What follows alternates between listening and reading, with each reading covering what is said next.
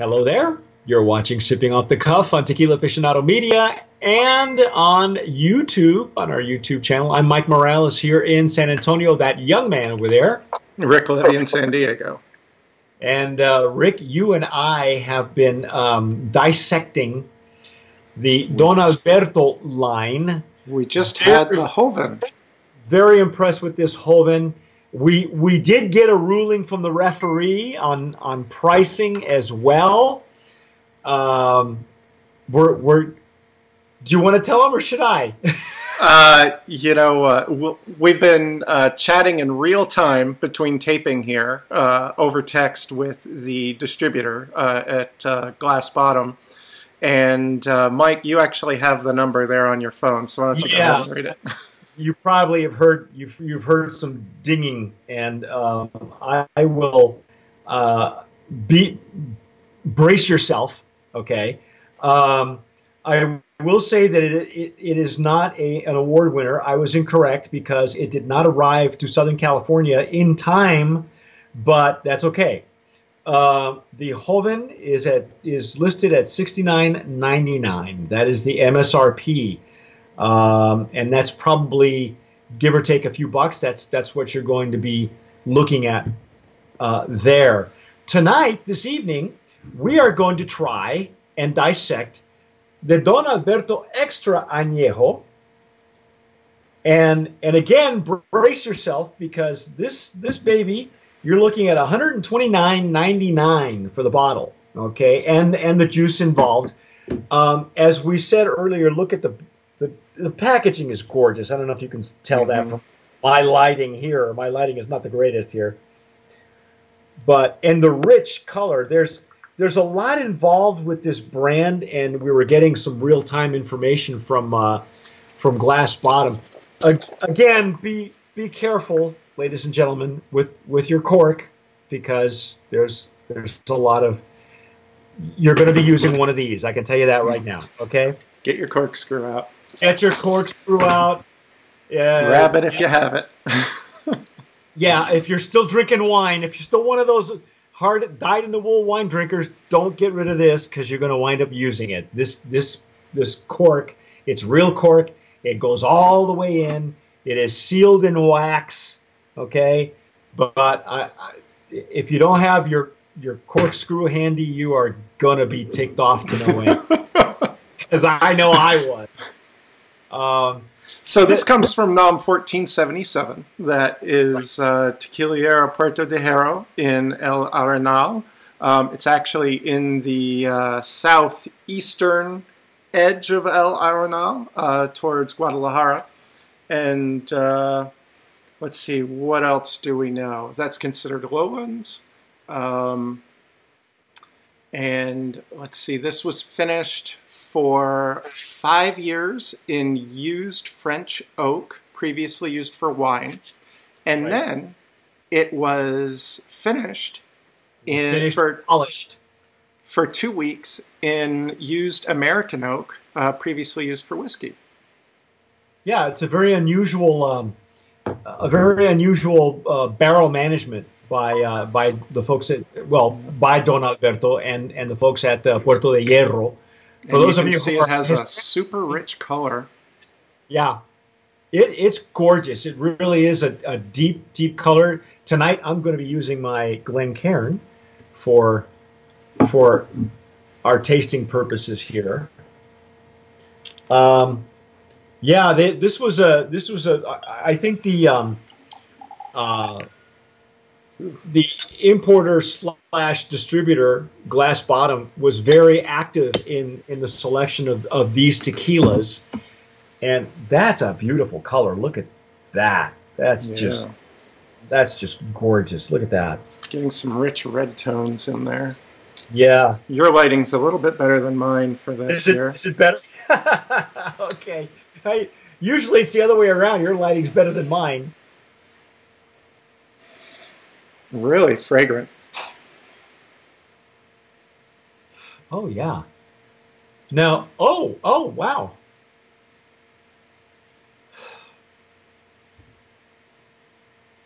Wow. 7 years in French oak, and then polished. off 5 or years. 5 years. I'm sorry, and then polished off for 2 weeks in whiskey barrels. So, wow. By the way, all these barrels, they are, recharred and scraped and all that before they're reused for these purposes. So what are the notes you're getting? Well, I am getting the normal dried fruit. Yeah. I'm getting like I want to say dried cherries, maybe some raisins, maybe dried plums, stuff like that. That's very fruity. And I also might characterize it almost as like caramel and spice as well. Yeah, you're right. It's just those really rich, dried. It's indicative of anything that's aged in French oak. I think you and I have had plenty of tequilas that have been aged in French oak in one form or another. And bear in mind, this housed red wine. So yeah. So you're going to get a little bit of a deeper, maybe. We're not getting the, bitter dark chocolate or coffee notes that you might get off of new French oak. Right. Oh wow! You're right. Now I'm getting the baked spices. Yeah. The caramelized stuff on the side. It's really pleasant. I think it's a well-made, at least in the nose, it's a well-made XA. Mm. Not terribly over the top like some of the other ones that we've had here at Sipping Off the Cuff. 1800 had a beautiful one, but it was just so over the top, and not just in their packaging, but this one is more down to earth, at least for me. Anyway. But it does have a full nose that you can sink yourself into. Just kind of slide in and. Yeah, it's warm. It's got a very warm, and as it blooms and opens up, you get more and more of those spices, those baking spices. That's gorgeous. That really is pretty. Let's just see what it tastes like, shall we? All right.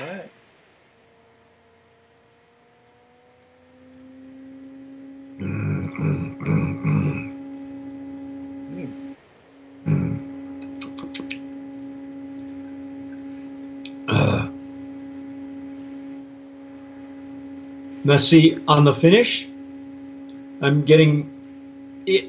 It's funny because the nose is telling me that it's going to be a little bit sweeter than what I'm expecting, and then it doesn't have the sweetness on the intake on the palate isn't as overpowering or as impressive as the nose is.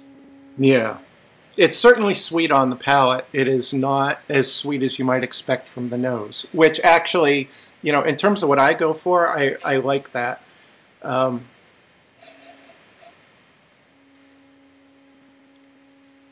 This is really a good, I think it's a good pairing, extra añejo. I think it'd be great with some dark chocolate, some bitter chocolate. Now we were saying we weren't getting those notes in the nose, but I think I can detect them on the palate. Right, right. And it's interesting. It's interesting what the wine has done to the barrel in changing up, in modifying those notes. Well, we've had Dulce Vida, the 55 proof. Of course, it's at a higher ABV. This is an 80 proof, I believe. Dulce Vida is rested in wine barrels from Napa, and they definitely give not only a different color, but the nose is more fruity than even this is. So yeah, a wine barrel will make a lot of difference, but this is and if I recall, actually, that's actually a pretty sweet XA as well, right? Yeah, but it's at a higher ABV, so it kind of evens out. It's not as overpowering. This one, as I said earlier, I think the nose and maybe the flavor profile also are more down to earth than over the top. Yeah, like we would see with one that was at a higher ABV or one that was maybe more manipulated than we care to, than we care. Yeah, well, they're doing a lot of interesting stuff with the barrels. The polishing in used whiskey barrels, and then the the 5 years in used French wine barrels. Yeah, it's unusual. It's an unusual switch, because usually it's the other way around. You'll get something that's been rested in a whiskey barrel first, and then finished or polished in a French oak barrel. But this was a complete flip. And I think as an experiment, as an experimental tequila, this really turned out not bad at all. Yeah. When we're dealing with XAs, we don't expect to find a lot of the Blanco in there. No. This is an Oakheads. This is an Oakheads. Like I said, this is a great pairing tequila. It's a great after dinner tequila. I'm not getting any tobacco notes. I'm getting some, maybe some cocoa. Not so much the bitter chocolate as much as I'm getting some cocoa, some dried cocoa maybe. So I don't even know if I would want to pair this with any cigars. I think it's just a straight after dinner. Yeah. It's a dessert finisher.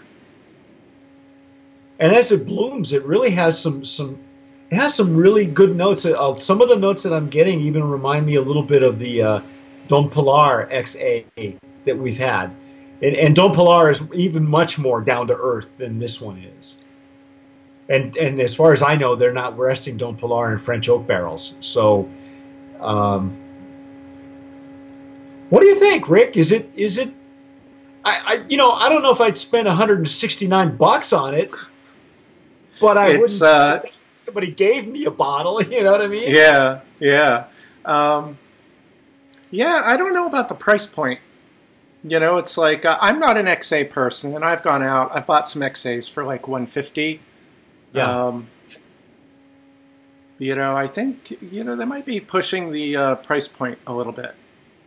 Well, it's interesting for what they're doing with the barrels. Yeah, I like the barrel management. I like the experimental barrel management that they've been doing. The explanation that we got from Glass Bottom was that the distiller, the master distiller, wanted the sweet notes, but not too many, and so that's why he finished it or polished it in the whiskey barrels. So I think that this could have been way off the charts had he not reined it in a little bit, and I appreciate that. I'm going to go out on a limb. I know neither one of us really are extra añejo guys, but we've had plenty of them to know when they're worthy and reputable and when they're not. I wouldn't have any problem putting this in the XA category for Brand of Promise personally. I think it would hold up well to the other tequilas we've already got in that category. I think it would show real well. Yeah. It might not be as competitive on price point, but yeah, that's the one sticky. That's the one sticky. I think you and I would feel better at with an experimental tequila like this if the price point was brought a little bit down to earth. You know what I mean? But we're not distributors. We don't know what the market will bear.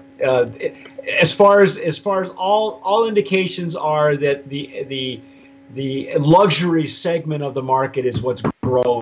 So, more power to them. And if you're a barrel nerd, you could get a kick out of this.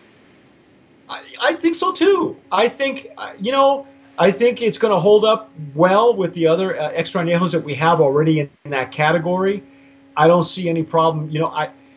Like I say, I'm not an extra añejo guy. Give me the Blanco. I love the Joven. I love what they did with the Joven. I'll be right. I love the Joven is nice. The Joven is nice. This extra añejo, I think, is comparable to some of the other ones that we've had this year. So I'm going to go ahead and nominate it.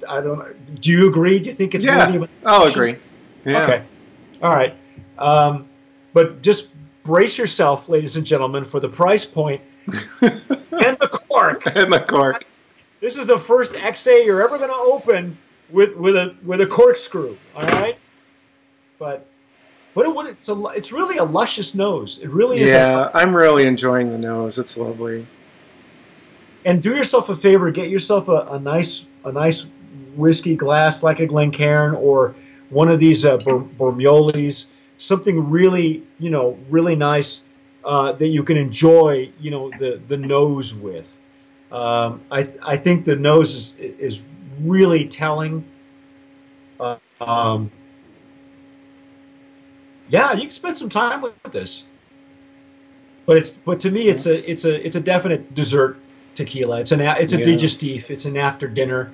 I would, if I paired it with anything, it might be cocoa or chocolate or dark chocolate, and that'd be pushing it, I think. But you can enjoy it for the sweet dried fruit and caramel. And the baking spices too are really lovely. Yeah, yeah, and that's the sensation. Yeah, that's cool, man. Hey, and I will venture to say that it's not the same hand of the maker that we had with Cosa Salvaje. Excuse me, from the same Puerta de Hierro is the name of the distillery. What was the number on that? On the 1477. 1477. So look for it. It'll be a little pricey, but if you're into that, and some of you guys are, some of you gals are too, you might just be really, really impressed with this. I like what they did with the barrel management. I think that's tricky. I like that they flipped it, and that they used the wine, the French oak that had housed wine. I think that added some of the dried fruit notes. Yeah. And I could see a lot of people going for this in like the luxury club segment. Absolutely. And just to be safe, I want to make sure it isn't 80 proof. Yeah. Because like I say, the only other one I've had that was rested in wine barrels was at 55, and that's Dulce Vida. So, hey, congratulations to Don Alberto, and keep an eye out for it. You can't miss this bottle. It's a beauty. It really is. And just be prepared to fork out a few Benjamins for this one. That's our take on Don Alberto. I'm Mike Morales here in San Antonio. Don't forget to sign up down below. If you're watching us on YouTube, press that red button. You'll be happy forever. And that young man in San Diego. Don't forget, as we say here at Tequila Aficionado, tomar sabiamente. Sip wisely.